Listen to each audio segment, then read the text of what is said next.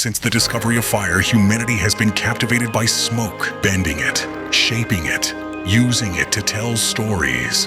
From Neanderthals to the modern-day photographer, the ability to create and control smoke has been a burdensome task. Today, a new dawn arises as man has finally conquered the smoke. All right. What is that? Smoke alarm. That's never gone off in my life. Well, you've never had a smoke machine for story time. No, like. How do I turn? I don't even know how to turn that off. And the fire department shows up. How do I turn that off? One of my all-time favorite practical effects for photography is to add smoke, mist, or haze to a scene. I use it all the time. But most traditional smoke machines, they can cause some real problems when they're running a 10 or 30% glycerol or glycerin mix. What are some of these problems? Well, first, no matter how they're marketed, they almost always cause an oily film to land on everything. And if you shoot a lot of wedding venues or commercial clients, a lot of times they won't let smoke into their venue at all. Second, this glycerin mix is pretty thick and it can often clog your smoke machine's nozzles or the heat exchangers. Now you can fix that with vinegar, but it's not a very easy solution to do out on location. Third, smoke machines can be a huge pain and liability for these guys, a modern smoke detector. Now most modern smoke alarms, they don't actually detect smoke. They have an LED light that is monitored by a sensor. And if anything interrupts the beam, that's going to trigger it regardless if it's smoke, vapor, sometimes even steam. Best case, it might be a little embarrassing to set one of these off. Worst case, you might actually evacuate an entire building.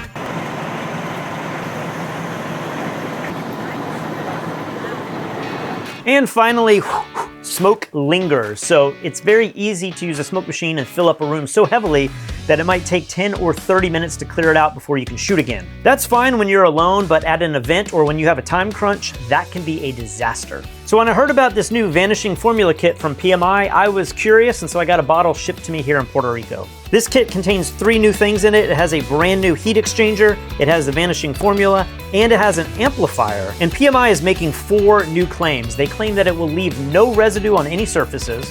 It also won't spit out hot liquid from the device. It will not easily trigger a smoke alarm, and it dissipates almost instantly.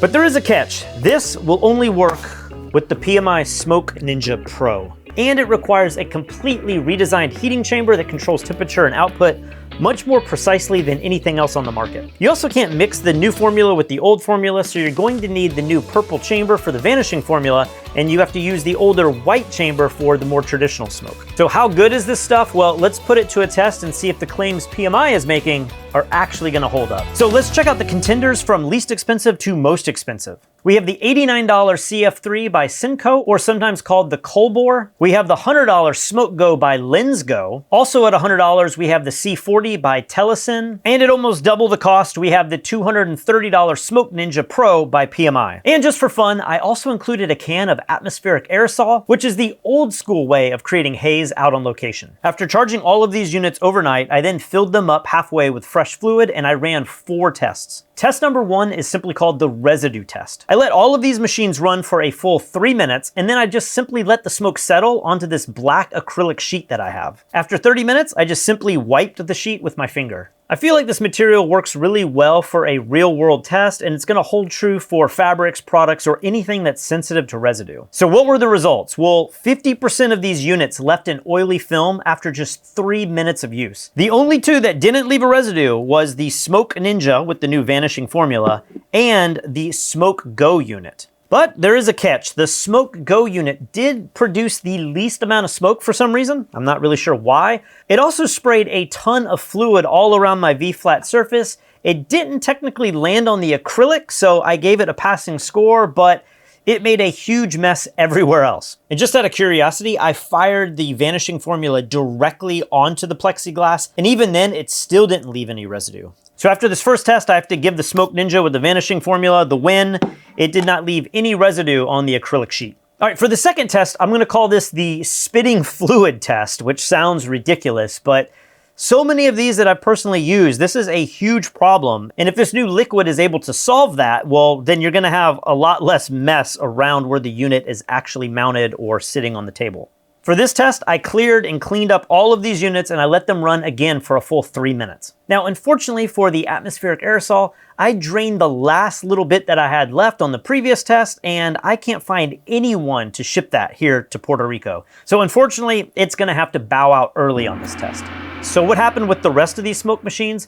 Most all of them spit fluid everywhere, enough that I think I've permanently stained my V-flat. So once again, the winner goes to the Smoke Ninja with the vanishing formula. Not only did this not have any spitting residue around the unit, but there was no residue at all on the top of the unit. So pretty impressive, especially when you see how messy all of these units were. Could this be the redesigned chamber or the amplifier or the fluid itself? I'm not really sure, but either way, this thing worked perfectly. So far, just 2 tests in, the Smoke Ninja with the vanishing formula is already outclassing the other units. And I think this is a huge deal because the first 2 tests are the most important in my opinion, because if you have a venue that says no smoke machines, or if you have products that could get residue on them and ruin the product, well, that's a done deal right from the get-go. So I feel like this might be the most important test for me, but let's move forward and jump to test number 3.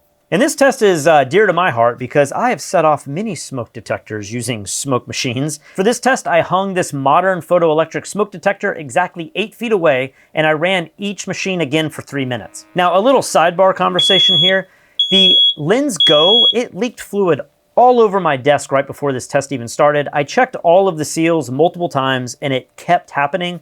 And so because I can't get this to stop leaking fluid out of the base, after this video, this thing, it's going in the trash. Now, this test is where things got a little interesting. While all the smoke machines were running, none of them actually triggered the alarm, even with visible smoke building up around the detector. But after turning them off and waiting just a bit, the vanishing formula with the Smoke Ninja, it never triggered the alarm at all. But all 3 of these other units did trigger the alarm within the 10-minute waiting period that I did after the units were turned off. So even though the smoke machines didn't set off the smoke detector while they were running, the lingering particles eventually did. Anyone keeping score?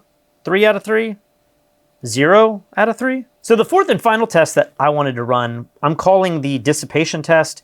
And I ran all of these machines for 3 minutes again, and I just wanted to see how long it took that initial smoke to settle to where it was basically completely clear in the studio and you could set up a second or third video or photo shoot without having the residual smoke influence your upcoming photos. For this test, I kind of came in and out of the room several times for 30 minutes and the difference was obvious. The PMI Smoke Ninja with the vanishing formula, it disappeared and cleaned up within, I'm gonna say 2 to 3 minutes. I think they claim it's less than that, but by 2 minutes, the room felt like there was no smoke in it at all. Every other one of these units left the room really hazy, even after 30 minutes. It wasn't entirely gone. And if you had a scene where you had some backlighting or something, you could still easily see the smoke behind a light and it would definitely influence your photo shoot. So 2 minutes versus 30 minutes, I mean, that's a huge, huge difference. Now, it's pretty crazy because I came into this test not really thinking that PMI's claims were going to hold up at least as well as they were on paper. But I have to say, the Smoke Ninja vanishing formula, it outperformed every one of these other machines 4-0. So my final thoughts, after all 4 of these tests, I can confidently say that the PMI vanishing formula is the best option I've tested when it comes to eliminating residue, preventing hot liquid from spewing or spitting out of the top, avoiding smoke detectors from going off, and clearing out the room entirely in a matter of minutes. But I do want to say, even though this did perform the best by far out of all of these for these specific tests, it's still not perfect for everything. So if you want that thick, dramatic smoke that hangs in the air for several minutes, this really isn't the right tool for that. It also isn't great for creating that thin atmospheric haze out on location that you might have like a light shining through to give that dramatic look, because the smoke just simply dissipates so quickly. But if you're shooting a portrait session with a single model, or maybe you're doing some tabletop photography of product shots or little action figures or something like that, this might be perfect because it gives you the effect that you need. It's not getting on the models themselves or the tabletop, and it's clearing really quickly to where you can kind of redesign the set and not have to worry about the hazy effect that you're gonna get with smoke that lasts much longer. Also, one other thing I want to point out, because this smoke does rely on a special chamber to regulate the temperature and the disbursement, you can't mix the two different fluids with the two different heating chambers. You will have to keep the smoke and the chambers separated and not mix them, so it's just one more little thing that you need to keep up with. So I'd like to thank B&H Photo and PMI for sponsoring this video, and if you enjoy content like this, make sure you subscribe to our channel below. Also, you can head over to fstoppers.com for daily written content. And while you're on the website, check out the contest page, because every month we run a Critique the Community with a unique theme, where we not only critique your images and you can see some incredible photography, but we also give away some great photographic prizes every month, so you can check that out at fstoppers.com/contest. And finally, if you're a photographer who's looking to make this a full-time job, or maybe you're looking to branch off into a different genre of photography, head over to fstoppers.com/store, where you can check out our full-length masterclass tutorials. We have classes that range from 4 to 20 hours on all different genres, from headshots to swimwear, product photography, landscapes, real estate and architecture, macro photography. There's literally something for everybody. And if you use the discount code below, you can save a good bit of money. So definitely take advantage of that. So head over to fstoppers.com/store for that. And I will see you guys really soon.